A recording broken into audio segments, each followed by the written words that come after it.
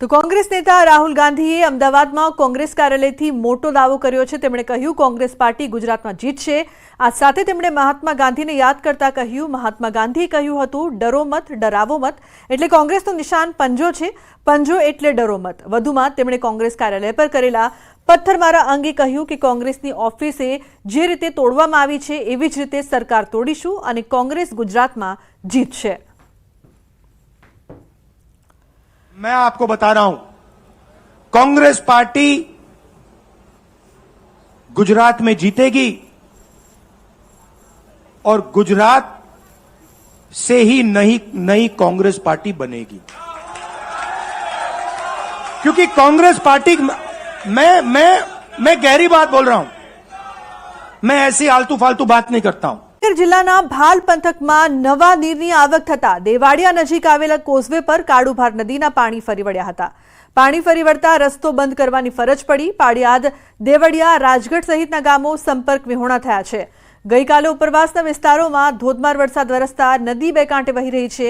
રસ્તો બંધ કરતા જનજીવન પ્રભાવિત થયું છે। લોકોને અવરજવરમાં ભારે હાલાકી ભોગવવાનો વારો આવ્યો છે।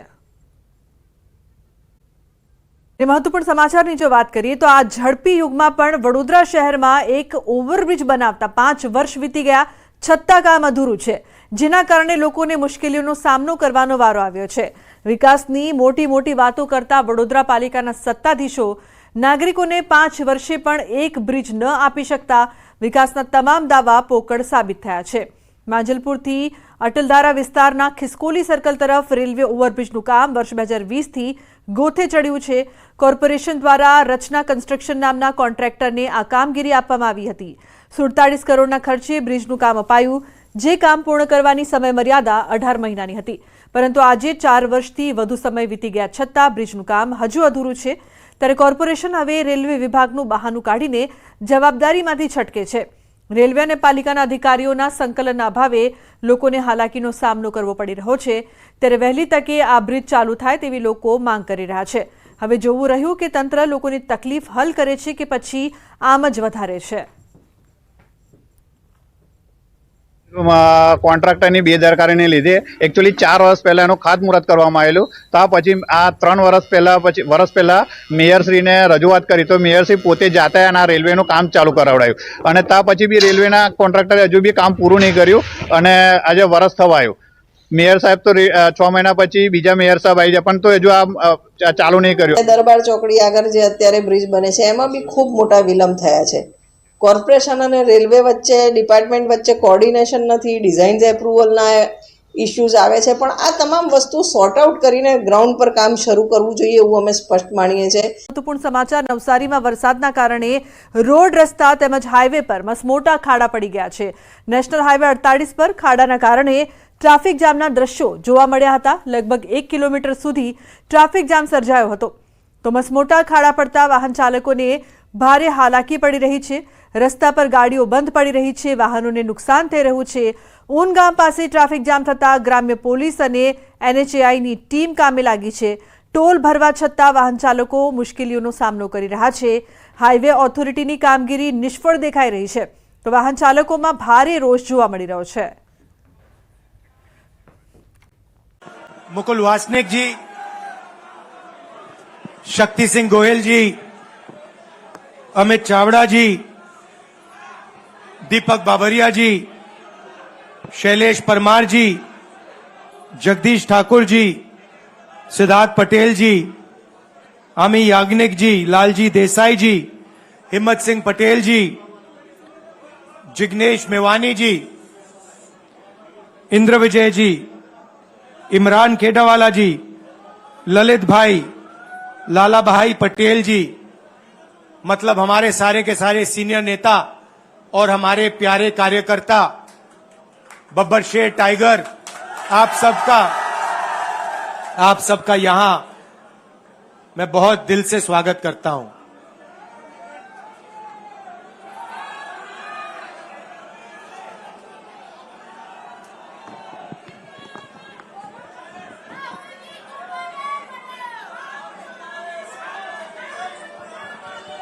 पार्लियामेंट हाउस में आपने देखा होगा कि अजीब सी बात है,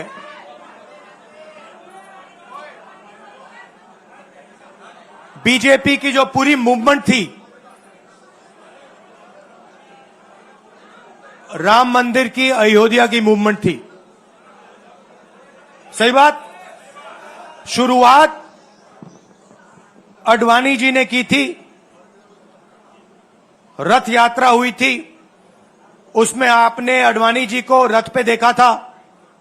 कहा जाता है कि नरेंद्र मोदी जी ने उस यात्रा में अडवाणी जी की मदद की थी।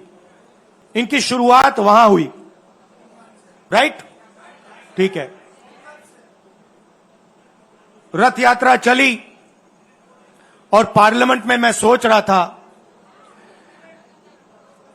कि उन्होंने राम मंदिर का इनॉग्रेशन किया और राम मंदिर के इनॉग्रेशन में अदानी जी दिख गए, अंबानी जी दिख गए, मगर गरीब व्यक्ति वहां कोई नहीं दिखा। आपने देखा होगा, टीवी पे देखा आपने। अब उसका नतीजा बताता हूं।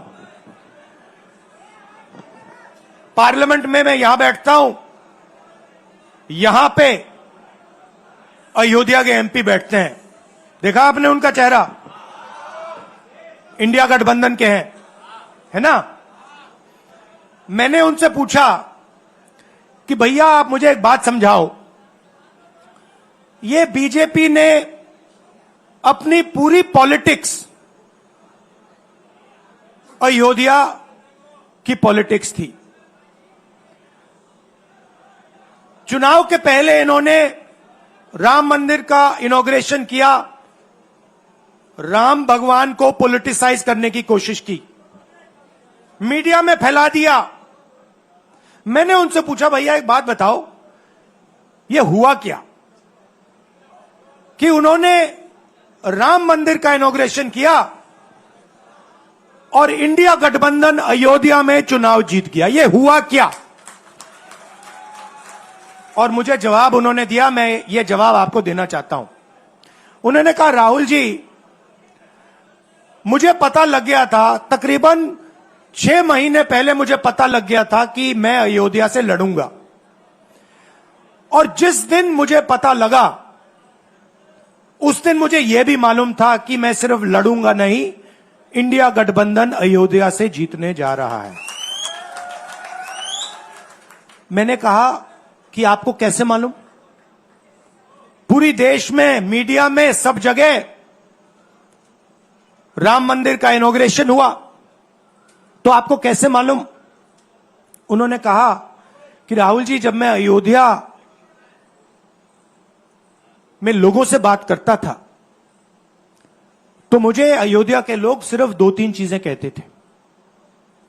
पहली बात कहते थे कि अयोध्या में मंदिर बनाने के लिए, क्लीन अप करने के लिए बहुत सारे लोगों से जमीन ली गई, बहुत सारे लोगों की दुकानें, घर तोड़े गए, और आज तक जिन लोगों के घर छीने गए, तोड़े गए, दुकानें तोड़ी गई, आज तक उनको नरेंद्र मोदी जी ने कॉम्पनसेशन नहीं दिया। पहली बात, जहां भी वो जाता था लोग उनसे कहते थे हमारी जमीन छीनी गई, सरकार ने हमें मुआवजा नहीं दिया। दूसरी बात, अयोध्या का इंटरनेशनल एयरपोर्ट बना, बड़ा एयरपोर्ट, जमीन किसकी गई? अयोध्या के किसानों की जमीन गई। आज तक उनको सही मुआवजा नहीं मिला। और तीसरी बात इन्होंने बताई मुझे, तीसरी बात, राहुल जी, अयोध्या की जनता को बहुत गुस्सा आया जब उन्होंने देखा कि राम मंदिर के इनॉग्रेशन में अयोध्या का एक भी व्यक्ति नहीं था। यह कारण थे। मगर मैं आपको यह कहानी क्यों बता रहा हूं? क्योंकि जो मूवमेंट अडवाणी जी ने चालू की थी, उस मूवमेंट को, जिसका सेंटर अयोध्या था, उस मूवमेंट को इंडिया गठबंधन ने अयोध्या में हरा दिया है। बहुत बड़ी बात कह रहा हूं। मतलब इनका पूरा जो सेंटर था, वहां पे हमने, आप जैसे कार्यकर्ताओं ने, कांग्रेस पार्टी के कार्यकर्ताओं ने, और आप जाके पूछिए वहां पे समाजवादी पार्टी के किसी भी नेता से पूछ लीजिए और वो आपको बताएगा कि कांग्रेस पार्टी का कार्यकर्ता बब्बर शेर जैसे हमारे साथ खड़ा हो गया था, 1 इंच पीछे नहीं हटा। तो अयोध्या में कांग्रेस पार्टी ने, इंडिया गठबंधन ने इनको हराया है। तो अगला स्टेप क्या है? अब इन्होंने क्या किया? अच्छा, अंदर की बात बताता हूं। अब यहां आया हूं, परिवार से बात हो रही, तो अंदर की इनसाइड ट्रैक बता देता हूं। इनसाइड ट्रैक है, उसी एमपी ने बताया, राहुल जी यहां पे 3 बार सर्वे हुआ था। नरेंद्र मोदी जी वाराणसी से नहीं लड़ना चाहते थे, नरेंद्र मोदी जी अयोध्या से लड़ना चाहते थे। उनके सर्वेयर आए, 3 बार आए, नरेंद्र मोदी जी आए, और सर्वेयर ने उनको कह दिया, नरेंद्र मोदी जी अगर आप अयोध्या से लड़ेंगे, आप अयोध्या में हारेंगे। आप अयोध्या में मत लड़िए, क्योंकि अगर आप लड़ गए, आपका राजनीतिक करियर अयोध्या में खत्म हो जाएगा। इसलिए अयोध्या से नहीं लड़े, वाराणसी से लड़े। और वाराणसी में हमने 1-2 छोटी गलती कर दी, नहीं तो वहां उनको निपट लेते। मतलब आप देखिए, अयोध्या में उन्हीं के लोगों ने उनसे कहा कि हारोगे, और काशी में कितने से जीते? 1 लाख वोट से जीते। मतलब जान बचा के निकले हैं। सच्चाई है। जैसे मैंने पार्लियामेंट हाउस में कहा, हमारा काम, ये जो लगा रखा है मैंने आज, ये जो चिन्ह लगा रखा है, इसको क्या कहते हैं? अभय मुद्रा कहते हैं। ये आपका चिन्ह है, इसको भूलो मत। आप आज वापस जाओगे, अलग अलग धर्म के लोग हो आप, हर धर्म में यह चिन्ह आपको दिखाई देगा। गुरु नानक जी की फोटो देखिए, महावीर की देखिए, बुद्धा की देखिए। इस्लाम में भी, जैसे मैंने पार्लियामेंट में कहा, दुआ मांगी जाती है, दोनों हाथ से ऐसे मांगी जाती है। आप शिव जी की फोटो देखिए, उसमें आपको यह दिखाई देगा। और इसका मतलब है डरो मत, डराओ मत। और मैं आपसे यहां कहने आया हूं, इन्होंने आपके ऑफिस पे, आपके कार्यकर्ताओं पर आक्रमण किया है। अब आपको डरना नहीं है, डराना नहीं है। इन्होंने हमारे ऑफिस पे धमकाकर, ऑफिस को तोड़कर हमें चैलेंज दिया है। चैलेंज क्या है? गुजरात के चुनाव में मैं आपको बता रहा हूं, हम सब मिलकर इनको गुजरात में हराने जा रहे हैं।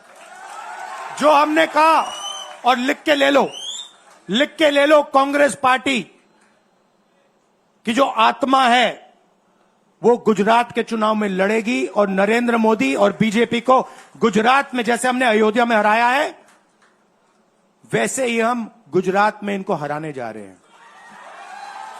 कौन हराएगा? हमारे लीडर हराएंगे, हमारे बब्बर शेर टाइगर हराएंगे। आप देख रहे हो, मैं बता रहा हूं आपको, देखो 50% आप में से लोग, 50% आप क्या सोच सकते थे? मैं आपको पूछ, 50% आप में से लोग, 50% आप क्या सोच सकते थे? मैं आपको पूछता हूं, आप क्या सोच सकते थे? चुनाव से पहले आप सोच सकते थे कि अयोध्या में बीजेपी हारेगी? ना। आप सोच सकते थे कि नरेंद्र मोदी से जान बचा के निकलेगा? मतलब मार्जिन ऐसे तुक्के कैसे निकलेगा, सोच सकते थे? मैं आपको बता रहा हूं, जैसे ये अयोध्या में हारे वैसे यहां पे हारने जा रहे हैं। आपको सिर्फ एक बात बोलनी है, आपको डरना नहीं है। बिना डरे अगर आप बीजेपी से लड़ गए, चाहे आप किसान हो, मजदूर हो, छोटे व्यापारी हो, अगर गुजरात की जनता बिना डरे लड़ गई, बीजेपी सामने नहीं खड़ी हो पाएगी। दूसरा उदाहरण देता हूं, आप कांग्रेस पार्टी को जानते हो, जानते हो? हमारी पार्टी में कोई डरता है? कैसे मालूम? कैसे मालूम? हमारी पार्टी में दिल से बात कर देते हैं। बड़ा सा बड़ा हो, राहुल गांधी हो, हमारे पार्टी के लोग कहते हैं राहुल गांधी, मुझसे कहते हैं, मेरे कमरे में आके कहते हैं, राहुल जी ये जो आपने किया हमें अच्छा नहीं लगा। कहते हैं, मैं बता रहा हूं आपको, और मैं कहता हूं आपने सही बोला, इस बार मैंने ऐसे नहीं करना था, जो आप बोल रहे हो वैसे करना था। हम डरते नहीं है, ना हमारे कार्यकर्ता हमें बोलने से डरते हैं, ना हम अपनी कार्यकर्ता की बात सुनने से डरते हैं, ना हमारा कार्यकर्ता हमसे डरता है। अब देखिए, मैं आपको रियलिटी बता रहा हूं। बीजेपी में नरेंद्र मोदी बैठे हैं, उनकी पूरी टीम बैठी है उनके सामने। मैं आपको इंटरनल बात बता रहा हूं, उनमें से कोई नरेंद्र मोदी को नहीं चाहता, मगर कोई नहीं चाहता, मतलब पूरी लीडरशिप टीम देख लो, आगे बैठी है। मैं बता रहा हूं आपको, अंदर की बात बता रहा हूं, इनसाइड ट्रैक दे रहा हूं, कोई नहीं चाहता, मगर दम नहीं है, डरते हैं।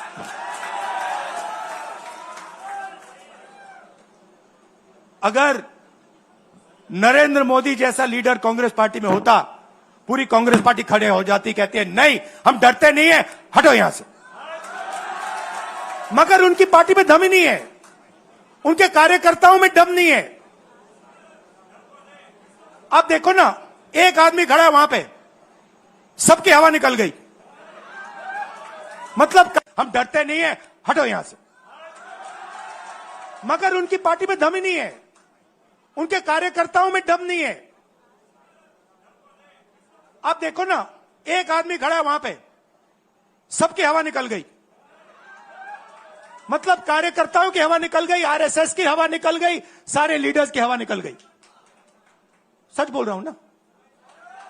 और हमारे मतलब छोटा सा कार्यकर्ता होता है, टाइगर होता है, आता है कांग्रेस प्रेसिडेंट के सामने, आता है राहुल गांधी के सामने, आता है, कहता है भैया मेरे दिल में ये बात है, आपको ना लगे मैं तो बोल रहा हूं।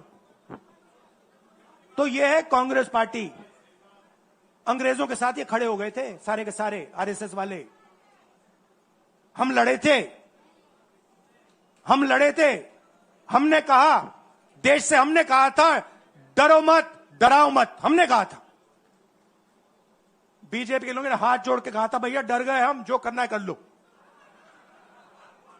तो आप अपनी हिस्ट्री समझो,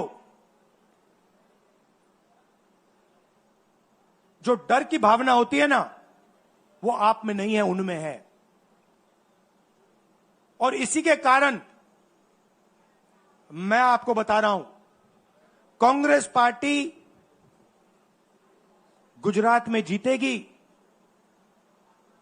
और गुजरात से ही नई कांग्रेस पार्टी बनेगी।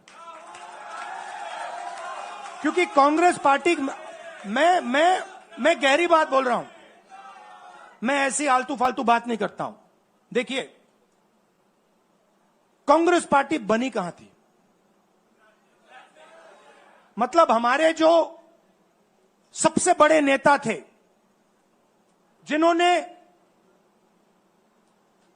रास्ता दिखाया था। आप क्या सोचते हो, जब यहां अंग्रेज राज करते थे, क्या डर नहीं था? गुजरात के व्यक्ति ने कहा था, महात्मा गांधी ने देश को कहा कि देखो, डरो मत, डराओ मत। और आग गुजरात से शुरू हुई थी। और आज अगर कांग्रेस पार्टी है, तो वो पार्टी, वो भावना, वो सोच गुजरात से शुरू हुई थी। इसीलिए जब इन्होंने हमारा ऑफिस तोड़ा, मैंने सोचा भैया मौका मिल गया, अब हम इनको सबक सिखाएंगे। जैसे इन्होंने हमारा ऑफिस तोड़ा, वैसे ही हम उनकी सरकार को तोड़ने जा रहे हैं।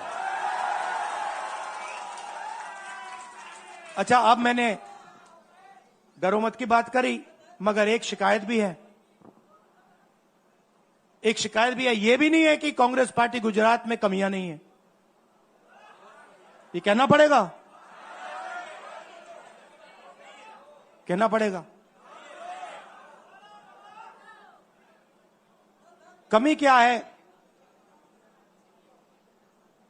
एक कार्यकर्ता ने मुझे बहुत अच्छी तरह बताया, कांग्रेस पार्टी के कार्यकर्ता ने, राहुल जी कहता है मुझे, राहुल जी ये कांग्रेस पार्टी में एक मुश्किल है, दो तरीके के घोड़े होते हैं, एक रेस का घोड़ा होता है, दूसरा शादी का घोड़ा होता है। ये आप कभी कभी कांग्रेस पार्टी क्या करती है, रेस के घोड़े को शादी में भेज देती है और शादी के घोड़े को रेस में लगा देती है। तो उसने कहा ये आप बंद करा दीजिए, रेस के घोड़े को आप रेस दौड़ाइए और शादी के घोड़े को आप शादी में भेजिए। तो ये हमें गुजरात में करना है। जो रेस का घोड़ा है, जो तैयार है, दौड़ने के लिए तैयार है, उसको रेस में लगाना चाहिए। और जो हमारे शादी के घोड़े हैं, जो हैं वो हैं, उनको हमें शादी में बारात में नचा देना चाहिए। तो अब मेरा कहना है कि यह काम सीरियसली करना है। हम पिछले चुनाव में, आप भी जानते हो, मैं भी जानता हूं कि हम बीजेपी से पिछले चुनाव में नहीं लड़े थे, ठीक से नहीं लड़े थे। उससे पहले चुनाव में 2017 में हम 3 महीने कह लो, 4 महीने कह लो, 4 महीने 3 महीने हम लड़े और नतीजा आपने देखा, आपने देखा। गुजरात के सीनियर नेताओं ने मुझे बस में कहा, मैं बता रहा हूं आपको इनसाइड ट्रैक, मुझे बस में कहा कि राहुल जी गुजरात में हमें 40 सीटें मिलेंगी। मैंने उनसे कहा 40 नहीं, हम चुनाव जीतने जा रहे हैं। और 16 सीट से हम चुनाव हारे। अब 3 साल है, 3 महीने में हम फिनिश लाइन तक पहुंच गए थे। 3 साल में हम फिनिश लाइन को मतलब उधर पीछे छोड़ के निकल जाएंगे। मैं आपको यहां कह रहा हूं कि आप लोग गुजरात में कितने साल बाद, 30 साल हो गए, 30 साल हो गए। मैं आपको बता रहा हूं, मानो ना मानो, आप में से 50% अभी मान रहे हैं और 50% कह रहे नहीं भैया नहीं होगा। जो 50% मान रहे हैं, मैं आपसे बात कर रहा हूं, जो 50% मान रहे हैं, मैं आपसे बात कर रहा हूं। आप लड़ जाओ और ये बाकी 50% बैठे हैं, उनकी माइंड बदल दो, नैया पार हो जाएगी, सरकार बन जाएगी।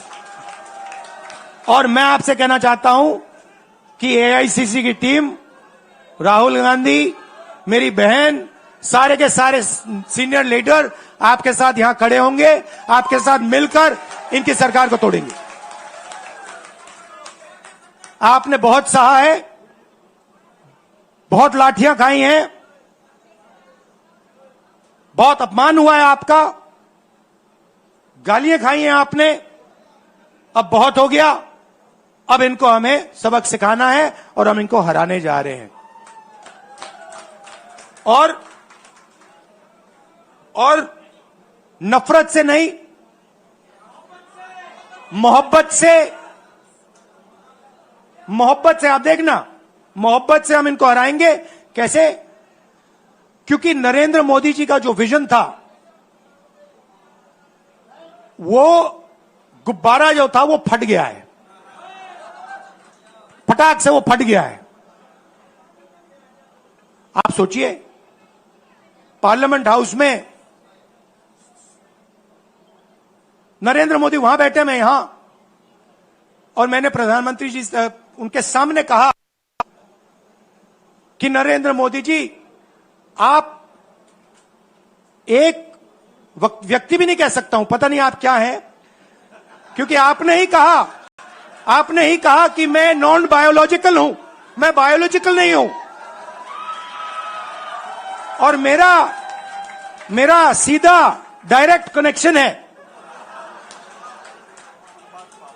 ईश्वर से। अरे भैया, आपका डायरेक्ट कनेक्शन है ईश्वर से, तो अयोध्या कैसे हार गए? कैसे हार गए? तो हमारे प्रधानमंत्री सोचते हैं कि बाकी सब लोग बायोलॉजिकल, गुजरात की जनता बायोलॉजिकल, गांधी जी बायोलॉजिकल, हिंदुस्तान के किसान मजदूर सब लोग बायोलॉजिकल, और Narendra Modi non biological. Speaker sir ने मुझे कहा, ऐसे मत बोलिए। मैंने कहा, मैं थोड़ी बोल रहा हूं, ये तो प्रधानमंत्री बोल रहे थे, मैं तो उनकी बात कर रहा हूं। स्पीकर बिल्कुल चुप हो गए। बात तो सही है, बात तो सही है, ये राहुल गांधी के शब्द थोड़ी है, ये तो हिंदुस्तान के प्रधानमंत्री के शब्द हैं, नॉन बायोलॉजिकल। अब सोचिए, वो व्यक्ति जो अपने आप को नॉन बायोलॉजिकल समझता है और देश की जनता को बायोलॉजिकल समझता है, कि मतलब मैं यहां और बाकी जनता वहां, वो गुजरात को विजन कैसे दे सकता है? जो किसानों का दर्द नहीं समझ सकता, मजदूरों का दर्द नहीं समझ सकता, डायमंड इंडस्ट्री में जो काम करते हैं उनका दर्द नहीं समझ सकता, नॉन बायोलॉजिकल व्यक्ति वो गुजरात को कैसे रास्ता दिखा सकता है? नहीं दिखा सकता। तो अब आपका काम है गुजरात को विजन देना, गुजरात के युवाओं को, किसानों को, मजदूरों को, माताओं बहनों को विजन देना कि भैया हम आपके लिए ये करने जा रहे हैं। आपने हमारा मैनिफेस्टो देखा, हिला के रख दिया था बीजेपी को, आपने देखा? वैसा मैनिफेस्टो बनाना है गुजरात के लिए। गुजरात की जनता से मिलकर 1 लाख लोगों ने हमारा मैनिफेस्टो बनाया था। वैसे ही हम गुजरात में लाखों लोगों से पूछकर अपना मैनिफेस्टो बनाएंगे, गुजरात को विजन देंगे, और फिर चुनाव पूरा दम लगा के लड़ेंगे, और यहां इनकी जो सरकार है उसको तोड़ के हटप्परे कर देंगे। आप सबका दिल से धन्यवाद। आखिरी बात मैं कहना चाहता हूं, यहां जगन्नाथ यात्रा हो रही है, आप सबको, और जो यात्रा में भाग लेंगे, आप सबको शुभकामनाएं देना चाहता हूं, और दिल से प्यार देना चाहता हूं। आप सबका दिल से धन्यवाद, नमस्कार, जय हिंद। अभय मुद्रा, डरो मत, डराओ मत।